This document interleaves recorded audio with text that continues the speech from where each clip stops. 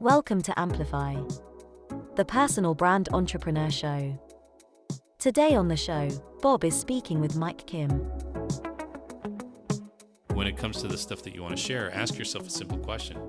Can I build a campfire around what I'm sharing? And what I mean by that is, are you providing a light in a dark place? Is it warm? Is it inviting? Is it a place where people can share stories? Is it content that you can build a community around? Are you somebody that people want to be around? That's how you build a personal brand. Hi there and welcome to Amplify, the personal brand entrepreneur show. My name is Bob Gentle and every week I'm joined by incredible people who share what makes their business work. If you're new to the show, take a second right now to subscribe in whichever player you use, and if you're on Apple Podcasts, make sure you hit the new follow option in the top right. Apple will queue me up every time I post a new episode, and that way we both win. There are very few people who can truly claim to own the phrase personal brand expert, and despite the name of this show, I'm not on that list. Mike Kim is one of those people. He's one of those people whose persona soothes my Instagram feed and still manages to entertain, inspire, and educate me with every single post. Mike's been on the show before, but this time he's back with a whole new level of awesome because he's done what for most people is a very hard thing. Mike, congratulations on the publication of your new book, You Are the Brand, and welcome to the show. Bob, it is awesome to be here. Thank you for the warm welcome, and you soothe me, just the sound of your voice. So I'm just so honored to be here. We finally made it happen, and I'm so glad that you've had me on. I have been badgering you for a little while to come on the show, but I had a little look, and apparently it doesn't seem like this long ago to me, but you were on the show almost exactly 2 years ago. Yeah, it's kind of crazy. Like, time flies. I know, and I know how to do podcasts now. Yeah, there you go. So how's the book going? Wall Street Journal bestseller. How does that feel? It feels good. Thank you. You know, it's funny the way that I am. I'm just sort of like, okay, we did that. Let's go on to the next thing. And I don't say that as if it's a good thing. I do need to learn how to like slow down and soak life in, but it does feel great. And at the same time, I'm almost like, okay, cool, we did it. Like, don't get hung up on it. Like, move forward, do other things, you know. And it's always sort of like that. But I'm very proud of it, and I'm proud of myself. And I know that's hard for me to admit and to verbalize and say. And I think that that's something that all of us as entrepreneurs, we need to get better at. You know, if you're going to be your own biggest critic, you also need to be your own biggest fan sometimes and be nice to yourself. So that's me trying to do exactly that. So yes, thank you. I'm very proud of it. Well, we're going to talk about the book, and I think obviously there's the before, there's the during, and there's the after. I watched what led up to the book, and I think that's probably quite important to talk about. What was the process of writing it like? But one of the things that was most impressive, and it would feel wrong for me to say this was intentional, but I look at how you build relationships. Those relationships actually played a large part in the success of the launch. And that doesn't happen by accident. You're somebody who does just gather goodwill around you like a good rolling snowball. And that paid off in the book launch. So the number of people I saw get behind that book was a phenomenon. Oh yeah, thank you. Well, yeah, one of the titles in the book is Relationships Are Rocket Ships. It's the last chapter in the book, and it's actually my favorite topic to talk about because not a lot of people talk about that. When we look at business, when we look at especially this solopreneur space, this personal brand space, we think that we can just pump out great content and get there alone. And I'll tell you right now, there are no lone rangers in this business, you know. And if you're looking for partners and all that sort of stuff, like, you know, I want to collaborate with others. That's wonderful, but you need to do your part and be intentional in being a good friend to them, and professionally be someone that they would want to partner with and collaborate with. So that was really cool. I did build relationships over the years. You know, I've been to lots of events. I've stayed in touch. The best, you know, I think we can always do better. But when it was time and I needed people to have my back, they really did come through for me. And I think the other thing too is I saved it. You know, I didn't cash in, quote unquote, a lot of these asks with people when it wasn't as important.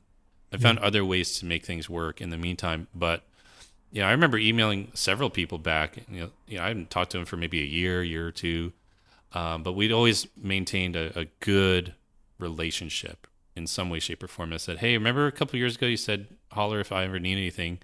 I need something." Yeah. And that's how I got on podcasts. That's how people promoted it to their email list. It was pretty cool to see. So tell us a little bit about the book, 8-Step Roadmap. Lay it out for me. Yeah. Obviously not to the extent where people don't have to read the book. Right. Well, I feel like the overarching principle of the book is that the barrier to entry to this space is so low that we don't approach building a business with the same intentionality that you might if you were to, say, open up a pizza restaurant. And what I mean by that is if you wanted to open a restaurant somewhere, you have to do a million things before you start marketing and pushing out content. You've got to have a business plan. You've got to secure a loan. You've got to be strategic about the location, find the suppliers, hire staff, train them. All of this has to take place before you even start branding or marketing the business. And what I see in this personal brand space is that because the barrier of entry is so low, people just figure, I'll start a podcast or I'll launch an Instagram account. I'll just promote some courses and everything will fall into place. And it definitely doesn't work that way. So the book is a book about marketing and branding, but it's more a book about building a business, a solid, concrete, tangible, step-by-step built business around the things that can often feel vague or always like changing. I call it like you're trying to nail down Jell-O. Yeah. Right? Because we have ideas and our passions and our desires change all the time.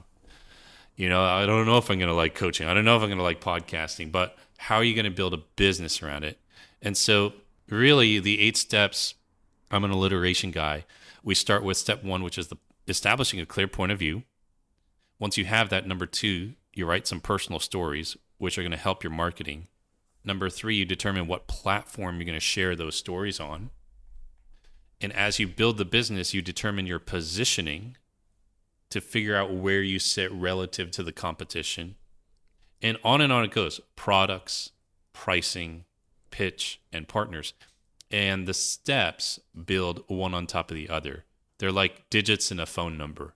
You can have the right digits, but if they're not put in the right order and built sequentially, you're not dialed in. You get a wrong number. And that's why so many personal brands struggle. And I think right at the beginning, this having a point of view piece, for a lot of people, that's a crisis. It's a moment of crisis because what it means is if you're going to have an opinion, if you're going to have a point of view, if you're going to make a stand, that's going to turn some people off. And if you come from the place where you do business on a local perspective with a fixed catchment area, the danger of turning a number of people off means you've just halved a very limited audience. Mm-hmm. The difference is when you go online, that the maths are completely different. I'm curious to know, do you remember when you discovered that tipping point where actually turning people off is a good thing? Yeah, I don't know if there was a tipping point because I think I'm kind of a nice guy. I don't actually like to rock the boat for the sake of rocking the boat. There are some people who like to do that, right? They just like to stir up stuff just for the sake of it. But I found, Bob, that when I saw things that I thought were half-truths, especially in the industry that we're in, I saw, people falling for slimy marketing tactics and all this sort of stuff. That's when I started to call that out. And then I noticed, and a friend of mine said this to me, and I really appreciated it. He said, your vulnerability is one of your superpowers, and your willingness to be honest about the industry at the expense of maybe turning away not clients but partners is very refreshing.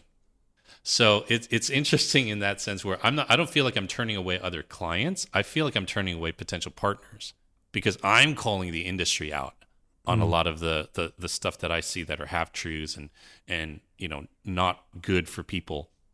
And as I've done that, my following has grown. And that's been cool to see. So anyone that's written a book, I'm always really impressed. I have an embryonic book idea at the moment, and I'm sort of extrapolating out what the process of turning this idea into a real thing in the world looks like. And it just blows my mind.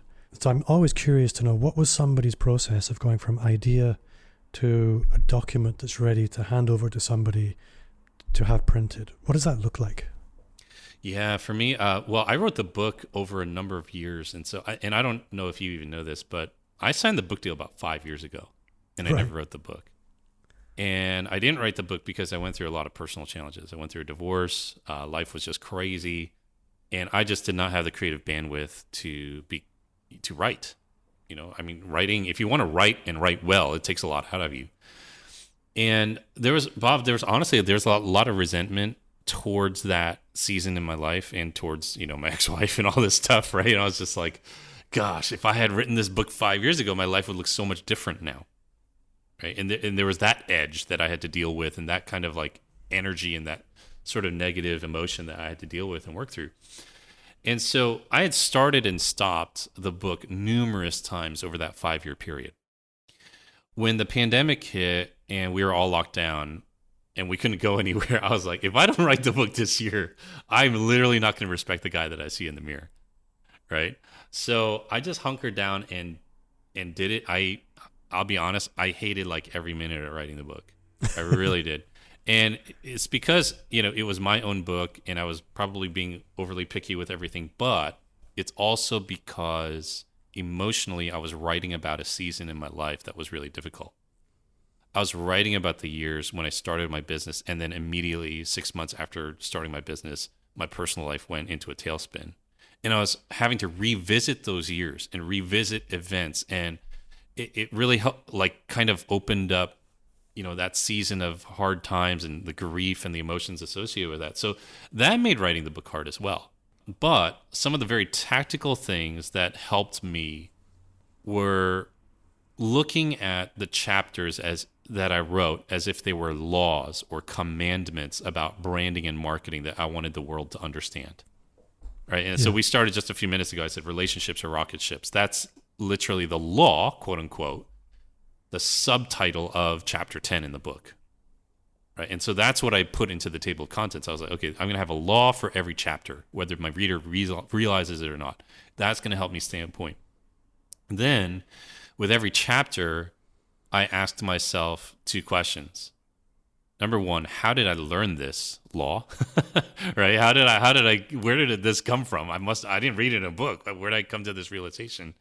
And then number 2, how did I make this happen for myself? So if the law is relationships are rocket ships, where did I learn that? Or where was one instance in my life where I learned that? If you read the book, that particular chapter opens with a story about how I met a king from the African nation of Ghana. And he'd be on the phone with representatives from the United Nations all the time when I was driving him around. And he told me, son, life is, you know, he said something along like life is 90% who you know and 10% what you know. And that was one of the instances in my life where somebody told me relationships are much more important than your knowledge. And so that's where the story came from in the book and how I framed it. And then the rest of the chapter is how I made that principle come true for myself.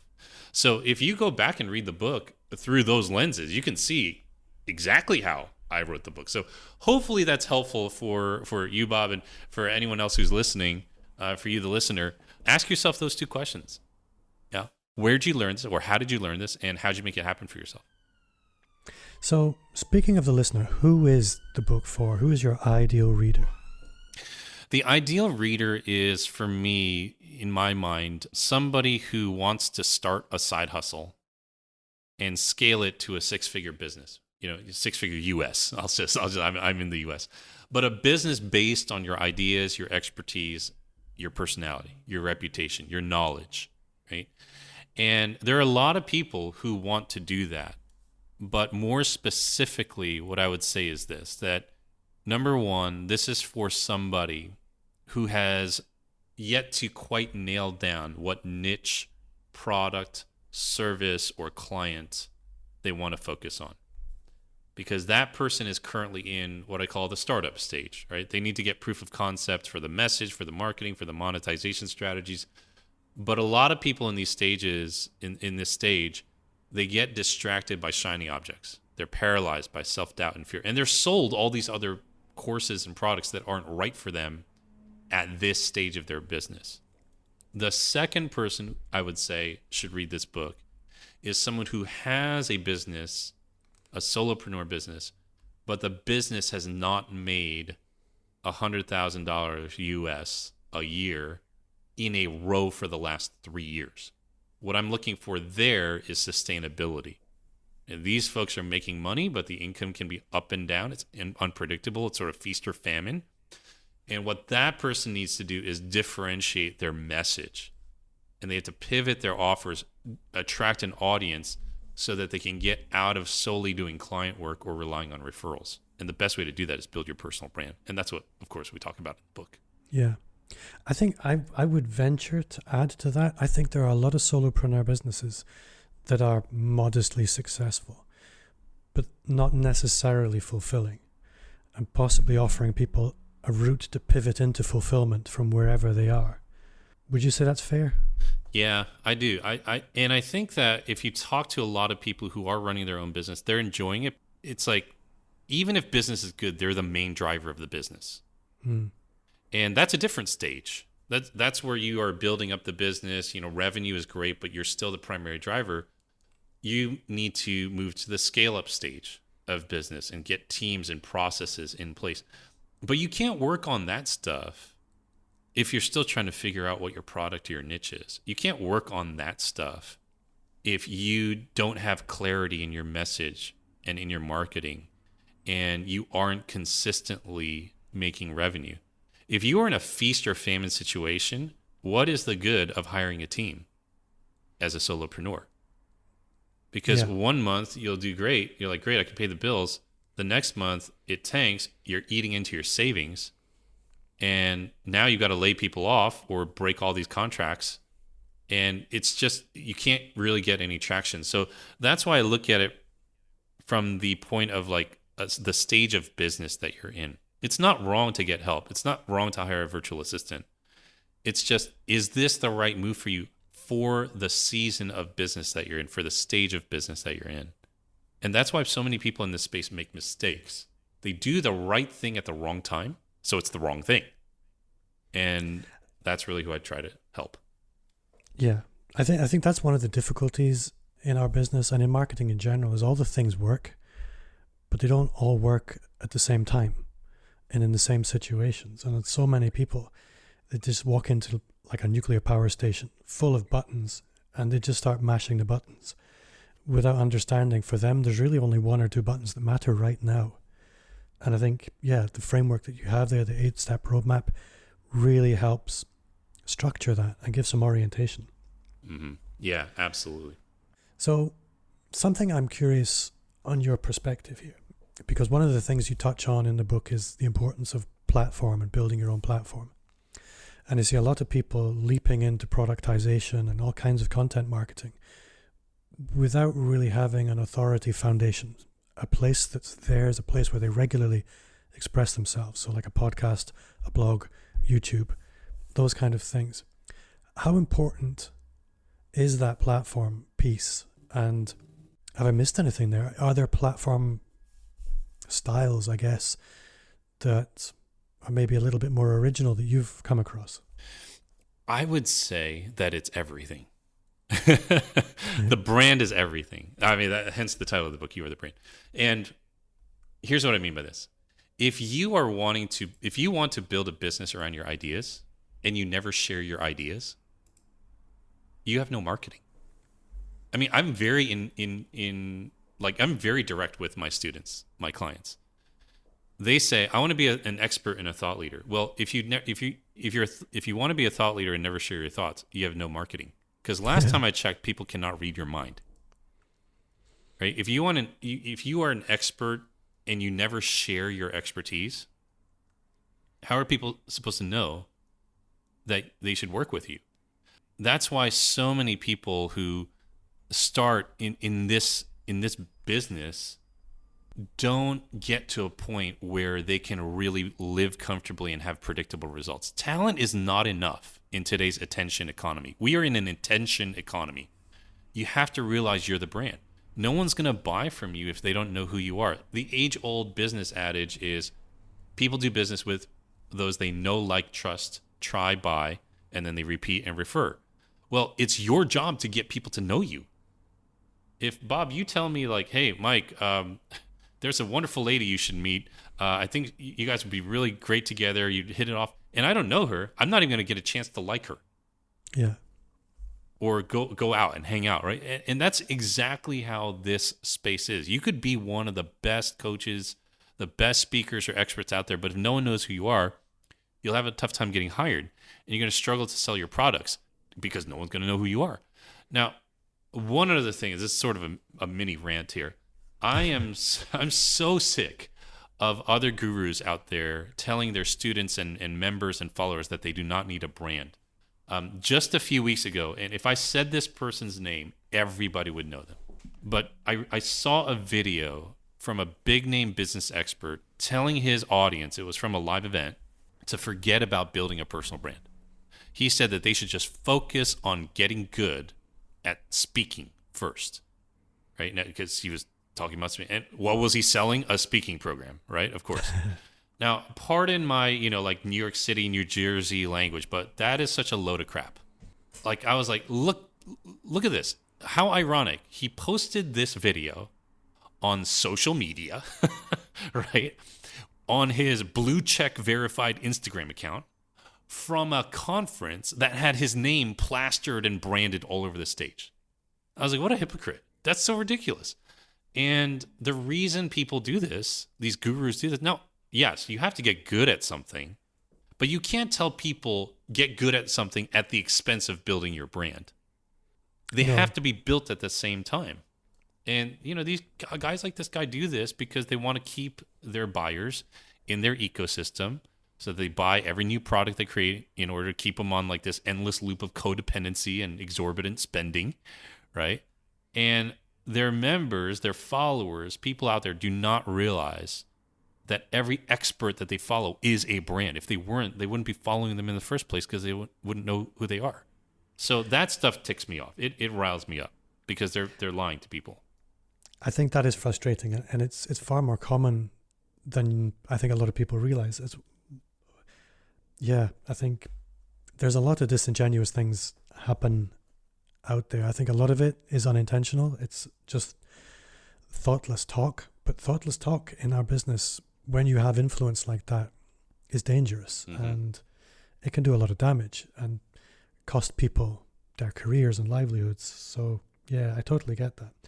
I think one of the things that's also interesting to contrast with that you need to build a brand is this whole idea of hard work beats talent where talent doesn't work.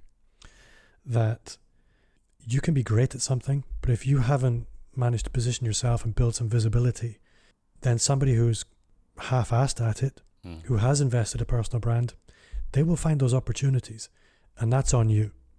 I think that's another frustration that you see quite often, and for me that was a bit of a driver, to be honest.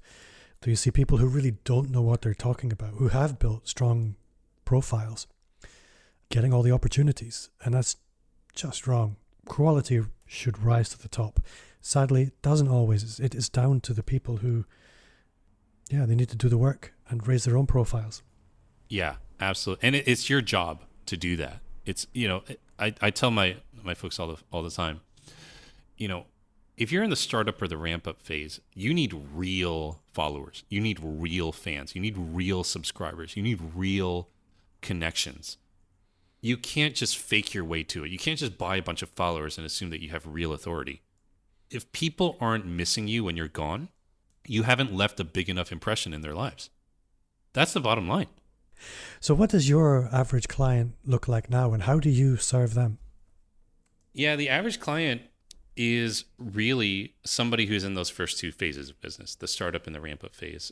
Every year we run a program based off the book. It's called You Are the Brand. It's a 6-month program, and it's half course, it's half coaching calls, and it's in that there are mastermind groups, 12 person mastermind groups, like small groups, and I run the small groups.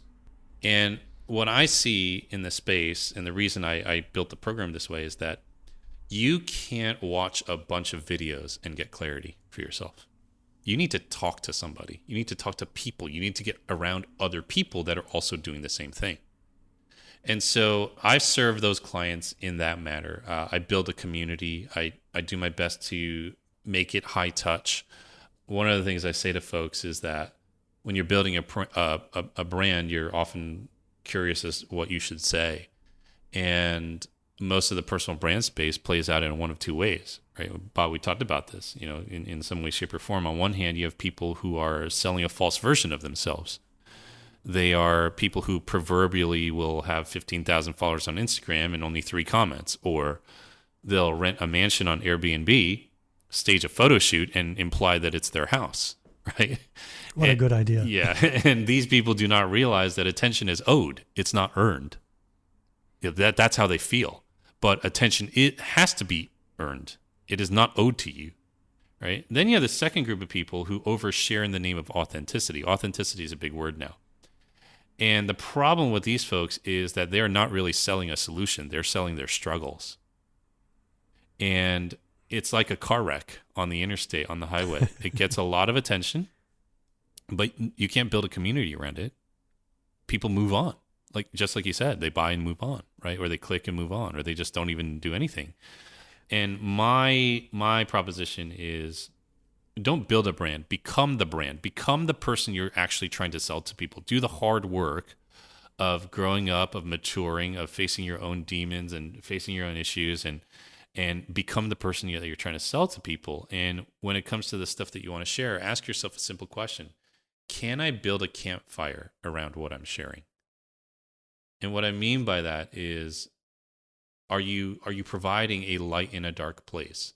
Is it warm? Is it inviting? Is it a place where people can share stories? Is it content that you can build a community around? Are you somebody that people want to be around? That's how you build a personal brand. I think that there's a few places I could go with that. I think one of the things I often come back to is, if I was to parachute myself into the business owner that I want to be in 5 years, running the business that I want to run in 5 years, I'm not that person. Mm. If you dropped me into that role right now, I'd just crash the car. I have to do the work to become that person. And so many people forget about that you need to work on yourself. Your business grows when you grow, essentially. So, as you said, who do you need to become to have whatever it is you want to have? Because you're not that person right now. Mm. If you were, you'd have it. Yeah, the opening chapter of the book is, and this is one of my kind of big tenets in life, is when I coach folks, who do you have to become in order to serve the people you want to serve? I mean, that's a good question to start with, which is why we started with it in the book. Do you have to become a better communicator? Do you have to become a risk taker? Do you have to, shed, this need to present a false version of yourself? Can you be more authentic? Can you be more real? Who do you have to become? Do you have to become a leader? Do you have to mature? Do you have to become more emotionally healthy? All these things. And life is always a quest of getting better at the things that we can get better at, right? For those who are really interested in becoming a better version of themselves, or really living life to the full. And if you're going to get into this space, you might as well do the work. Because if you just want to make money, there are a lot easier ways to make money than being in this space. You can go flip properties. You can, do weird things on the internet. You can make money doing almost anything these days. But if you really want to build a business and a brand around yourself, do the hard work of working on yourself. So I guess I'm going to bring things back to the book. And I'm curious to know, and for me this is one of the important questions, is business before the book, or business and life? Because I think as a personal brand business, there's a big blurry crossover there. So business and life before the book, and business and life just after the book.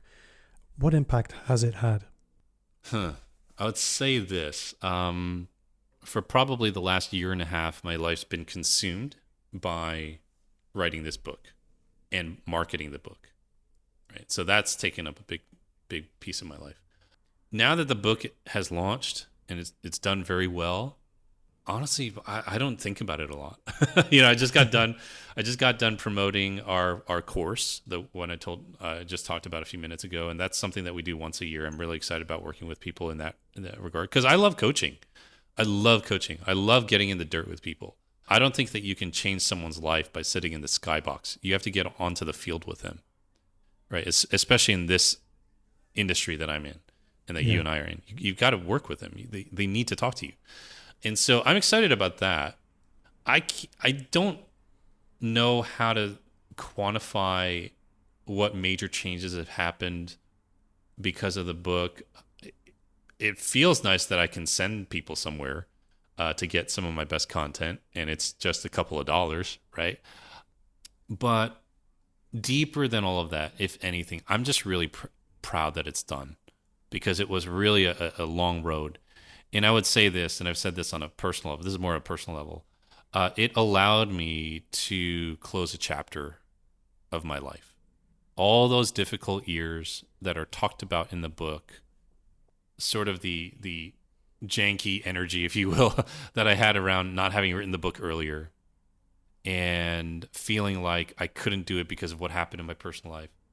Like once I finished the book and I held that in my hands, it was a very, very powerful feeling because I was like, wow, you know, I came out on the other side and that season's over.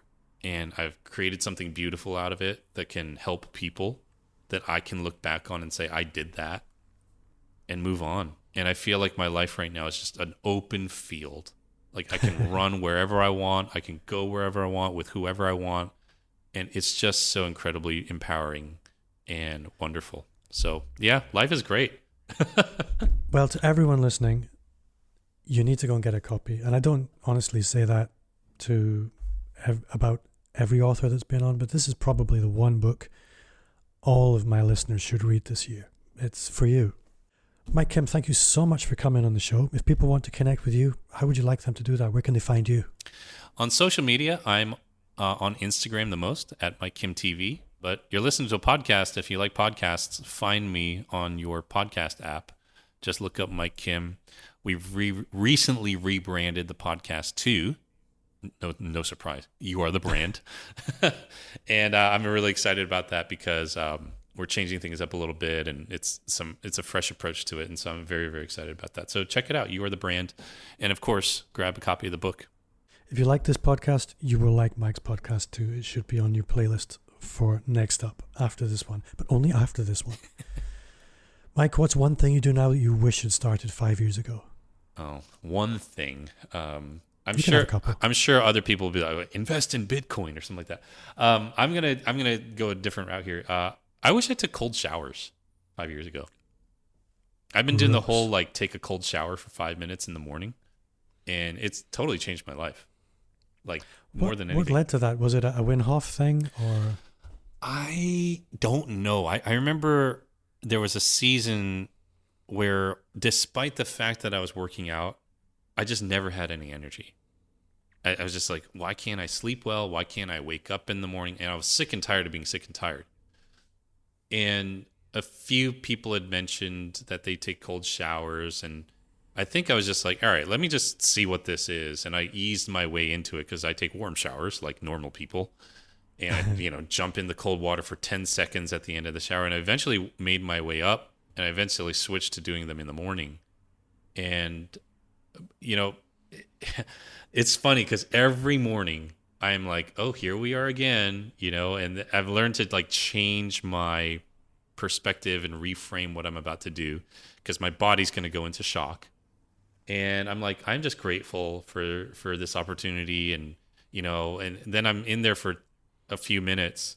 I play a song off Spotify and I know exactly the runtime of the song. So I've got to be in for the whole song. And I get halfway through, and almost every morning I scream at myself. I'm like, I did not come this far to fail. Meaning staying in the shower for like the full 5 minutes. I'm like, I did not come this far to, freaking fail. And it really amps me up. Like it really gets me like in the right frame of mind. And I'm like, if I can do this, I can do anything that I face, that I'm going to face for the day. I told you just recently, we went through the launch, and launch is, product launches are like, I mean, the bane of any marketer's existence. They're awesome and terrifying all at the same time. And after the first day of the launch, of course, all the imposter syndrome kicks in, and you're like, you're going to be broke. No one's going to buy anything. Look, the sales are terrible. And I was so annoyed at this. I went in the cold shower. I just started screaming, like, not screaming, but I was like yelling at I was like, I did not come this far to fail. Like, I do not negotiate with terrorists. Like, speaking of this, it was just crazy. Like, all of this self-talk that was just coming out of nowhere. And, man, it just cleared all of that. It just cleared all the energy. It just cleared all the bad juju. I know this sounds super woo-woo right now, but there are a lot of scientifically backed reasons why cold showers are very good for you. So, man, I wish I knew this 5 years ago. I'm just going to delete the rest of the show. That was the best bit. There you go. Mike, you've been awesome. Thanks so much for your time. I can't wait to speak to you again. Hopefully not another 2 years. But for now, thank you so much. Thank you so much for having me, Bob. Before I go, just a quick reminder to subscribe and join our Facebook group. You'll find a link in the show notes or visit amplifyme.fm/insiders. Also, connect with me wherever you hang out. You'll find me on all the social platforms at Bob Gentle. If you enjoyed the show, then I would love a 5-star review on Apple Podcasts. It would make my day. And if you shared the show with a friend, you would literally make my golden list. My name's Bob Gentle. Thanks to you for listening, and I'll see you next week.